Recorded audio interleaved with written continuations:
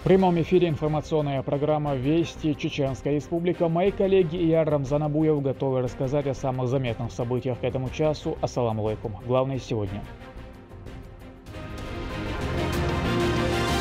Укрепляя братские узы между народами.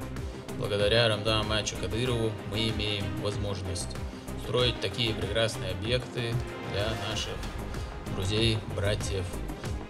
В Южной Осетии появится школа искусств имени Ахмата Хаджи Кадырова. Репортаж Лейлы Муртазовой из торжественной церемонии закладки капсулы под строительство. Гаган-Тау как символ успеха. Учебное заведение давно славится своей репутацией кузницы талантов и выпускающих специалистов. О прорывных проектах студентов нефтяного вуза узнаем в репортаже Медины Мударовой.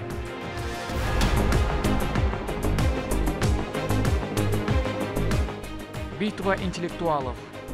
Это очень хорошая возможность набраться опыта. Имена лучших выявили на чемпионате Грозного по быстрым шахматам, чем чревата для игрока малейшая ошибка.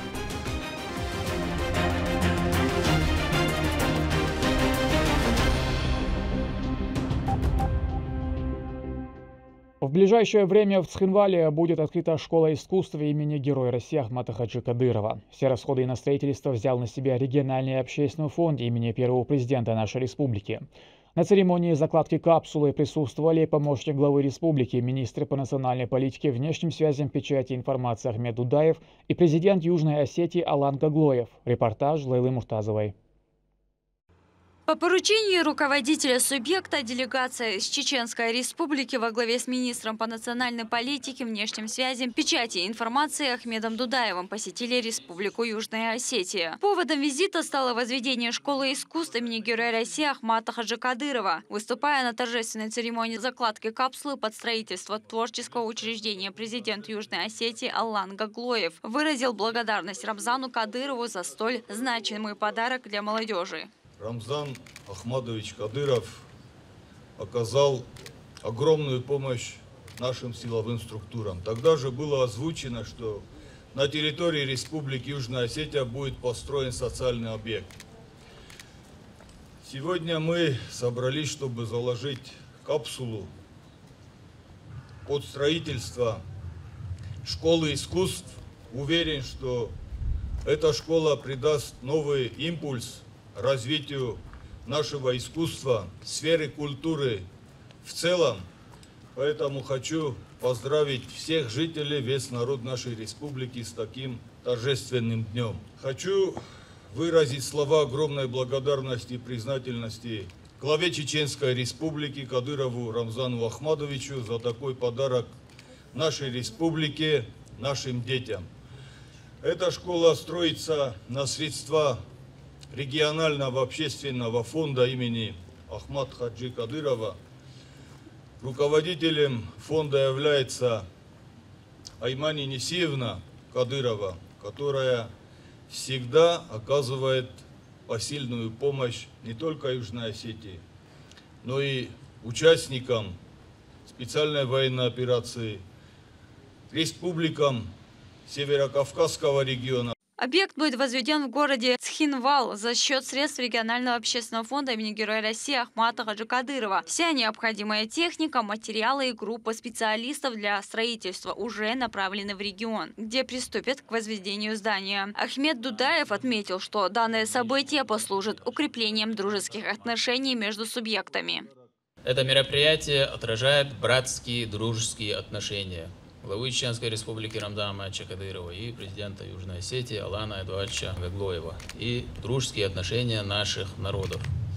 Пусть это мероприятие и этот социальный объект и дальнейшее наше конструктивное взаимодействие, дружеские, братские отношения между нашими народами станут таким адекватным ответом всем нашим недоброжелателям, всем нашим врагам. Мы знаем, что контекст обстоятельств вокруг нашей страны сегодня диктует нам необходимость налаживания братских, дружеских отношений. Что мы будем делать с помощью Всевышнего? Мы гордимся, что сегодня, благодаря Рамзану Ахмадовичу Кадырову, мы имеем возможность строить такие прекрасные объекты для наших друзей, братьев, как сегодня в Южной Осетии. Переходя к ответственной части мероприятия, Алан Гаглоев и Ахмед Дудаев заложили капсулу с посланием потомкам, подписанной Рамзаном Кадыровым и президентом Южной Осетии.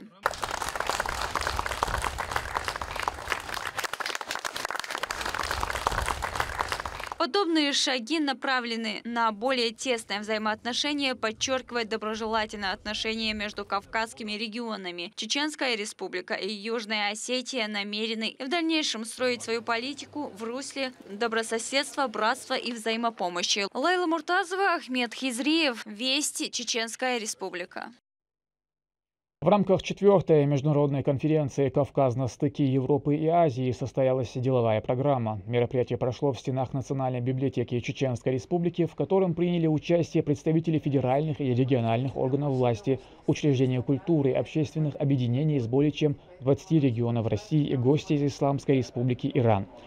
На заседании выступили с докладами выдающиеся эксперты в сфере сохранения объектов культурного наследия. Специалисты обсуждали наиболее актуальные варианты развития и сохранения культурного наследия.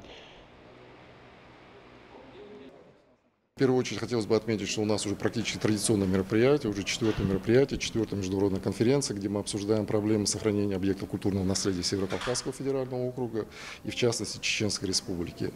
У нас достаточно обширный опыт реставрации объектов культурного наследия, который начался практически с 2015 года. И вот сегодня мы говорили по поводу того, что порядка 230 объектов мы отреставрировали с привлечением средств из федерального бюджета, из регионального бюджета, из внебюджетных источников.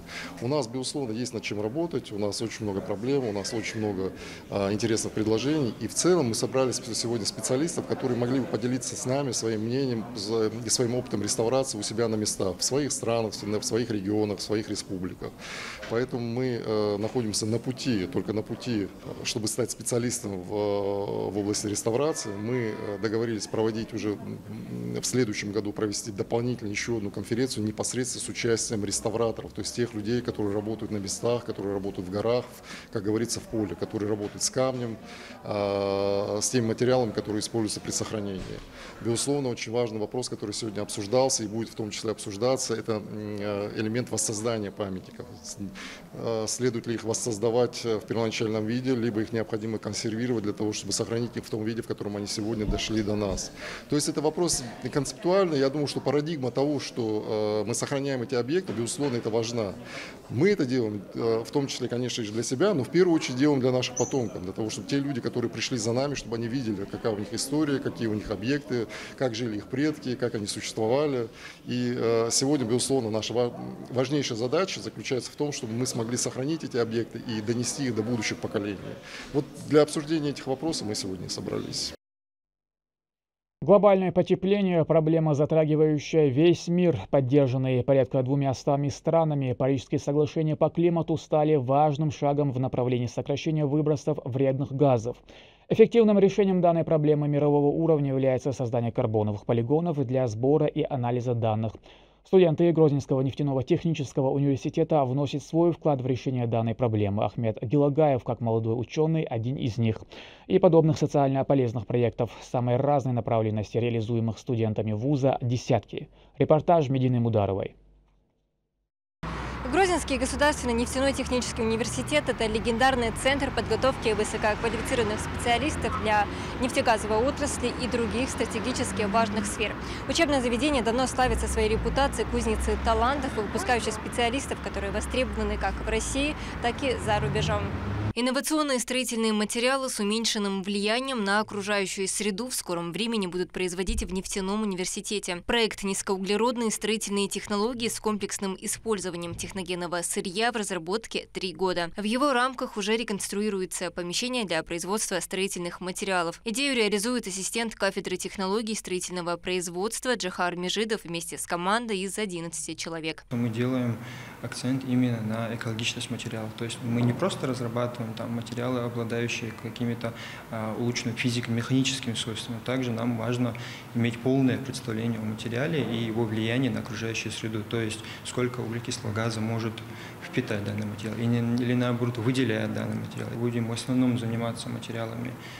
Это у нас бетонные композиты, заметной основе. Лаборатория создана в рамках федерального проекта развития человеческого капитала в интересах регионов, отраслей и сектора исследований и разработок, входящего в национальный проект «Наука и университеты». Уже через 2 месяца она начнет полностью функционировать. Финансирование составляет 17 миллионов рублей в год. Стоит отметить, что у университета богатая история подготовки высококлассных специалистов. Здесь работают опытные преподаватели, многие из которых являются известными учеными и практиками. С нулевых годов через нашу научную школу прошли десятки молодых людей, более 10 из них, а конкретнее 13 человек уже защитили кандидатские диссертации.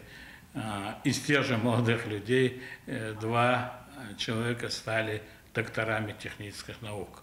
На сегодняшний день университет является площадкой для реализации перспективных идей, к примеру, виртуальный хоккей. Он пользовался популярностью еще на стадии его разработки. Он создан в первом студенческом стартапе, открытом на базе Хай-парка, и получил 1 миллион рублей гранта в рамках федерального проекта «Платформа университетского технологического предпринимательства». У программного обеспечения 2 целевые аудитории. Первая – люди, которые просто ценят и любят хоккей. Вторая – спортивные школы, у которых есть множество желающих заняться именно этим видом. Команда уже готова выходить на рынок. Мы планируем размещать игровые зоны в различных торговых центрах, расширять свой список игр и, возможно, скоро это будет и франшизой целой. На данный момент наш симулятор включает в себя 3 режима. Это как дриблинг, точность попадания и режим для вратаря. Мы используем очки виртуальной реальности Oculus Quest 2. Также можем без проблем перейти на любое другое железо, которое у нас будет. И управление происходит непосредственно контроллерами. Также мы разрабатываем крепежи, которые будут крепляться на экипировку хоккейную, то есть это блокер, ловушка и клюшка, чтобы игрок ощущал настоящий вес игры. Грузинский государственный нефтяной технический университет становится одним из лидеров в исследовании изменения климата в России. С 2021 года на базе учреждения создан карбоновый полигон, где ученые проводят комплексные исследования поглощения и выброса парниковых газов в атмосферу. В его рамках также реализуются проекты экологической безопасности. Для выполнения поставленных целей и задач карбонового полигона закуплено немало оборудования, в том числе метеорологические станции, станция Эдди Колоринс для непрерывного измерения парниковых газов. На базе университета реализуется множество проектов. Он ежедневно готовит специалистов, которые становятся лидерами в своих отраслях. Медина Мударова, Садимин Мусаев, Аслан Ахматов, Магомед Ахматов, Вести, Чеченская Республика. Открытый чемпионат Грозного по быстрым шахматам собрал лучших игроков. Захватывающие соревнования были приурочены к Международному дню шахмат. Участники продемонстрировали высокий уровень мастерства и интеллектуальные способности в борьбе за звание чемпиона. Турпал Али Тайсумов об игре, где даже малейшая невнимательность может привести к поражению. Интеллектуальная игра как способ развития тренировки ума. В Грозном состоялся турнир по быстрым шахматам. Участие приняли 40 игроков, в их числе 2 из Ингушетии. По словам организаторов, эта дисциплина стала так популярна, что даже начинает вытеснять классические шахматы. Некоторые наши ведущие гроссмейстеры предсказывают даже смесь классических шахмат. Поэтому сейчас самый популярный вид – это быстрые шахматы. Сегодня у нас контроль 10 минут плюс 5 секунд на каждый ход. Игроки разных возрастов, однако скорость мозгового штурма одинаковая. Дети, ровно как и взрослые, показывают мастерство на несколько ходов вперед. Я занимал первые места, у меня есть кубки, грамоты. В будущем я хочу стать гроссмейстером. Чтобы стать гроссмейстером, надо ходить на турниры, набраться опыта. Так как вы видите, тут есть взрослые и маленькие.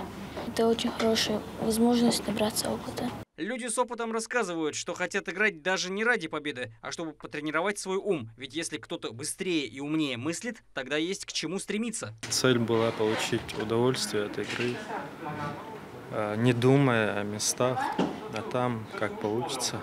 Но, как и во всех играх, в шахматах тоже выявляется сильнейший. А чтобы войти в их число, следует много тренироваться и играть как с людьми, так и с компьютером. Искусственный интеллект тоже дает хороший опыт. По итогам турнира первые места заняли среди ветеранов Ваха Жуляков, среди юношей Мухаммад Мусаев, а в категории участников прекрасного пола не было равных Рабие Шаиповой. Турпал Али Тайсумов, Бекхан Магомадов и Магомед Тутаков. Вести, Чеченская Республика. Детский лагерь «Горный ключ» предлагает ребятам спортивные мероприятия, творческие занятия и приятное времяпрепровождение в компании сверстников на протяжении всего лета. Основная задача комплекса – обеспечить оздоровление детей. Она успешно реализуется благодаря высокому уровню услуг. О впечатлениях ребят расскажет Турпал Исумов. Лето – самая приятная пора для отдыха. Все помнят года, когда ходили в оздоровительные места. Беззаботное время, длящееся в период каникул. Так себя чувствуют малыши и юноши лагеря «Горный ключ» в Веденском районе. За одну смену, которая длится 2 недели, сюда приезжают 500 человек со всего субъекта. Места хватает всем.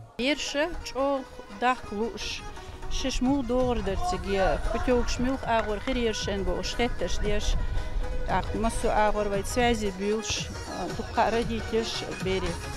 Ху, посходяхкич берич о сакирло. Уйрен зарядки беш халалтич дюн да цент я еш контролю.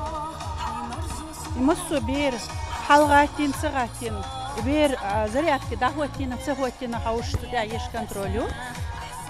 Ака зарядкин дөчалт я берш я амядю. Завтрак едю. После завтрака от береши ше кечем бажим ханлой акцера секциш даюло, кружок даюло. Командные игры, бассейн, кружки, оздоровительные процедуры и даже тренировка по школьным предметам. Все это предлагается под чутким контролем опытных педагогов, тренеров и вожатых. Дети с удовольствием участвуют во всевозможных соревнованиях.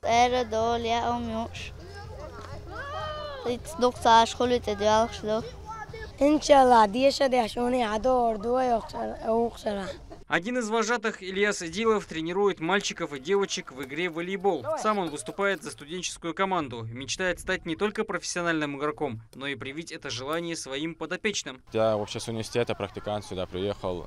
Уже один заезд я уже отработал, сейчас уже второй. Мне здесь понравилось, поэтому еще здесь остался. С некоторыми тяжело, с некоторыми легко. На каждого свой подход. Творческие кружки помогают в развитии художественных способностей. Самым младшим здесь всего 7 лет, но они заинтересованы не меньше старших.